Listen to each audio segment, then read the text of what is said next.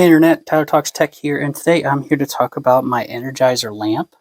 This thing is really awesome. I save it for either camping or power outages and stuff like that. And it is water, well, resistant. You can't like dunk it, obviously, but if you'll go ahead and take this guy off here, this is where it charges. So you can charge your phone, and this is how you charge the actual lantern itself.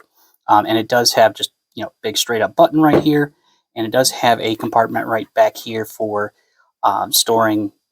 I just use it to store like the charge cord and stuff, so nothing too crazy, but I'll go ahead and turn off my ring light here so you can see kind of how bright it actually is. So it starts off at the brightest setting, which is pretty ridiculously bright, huh?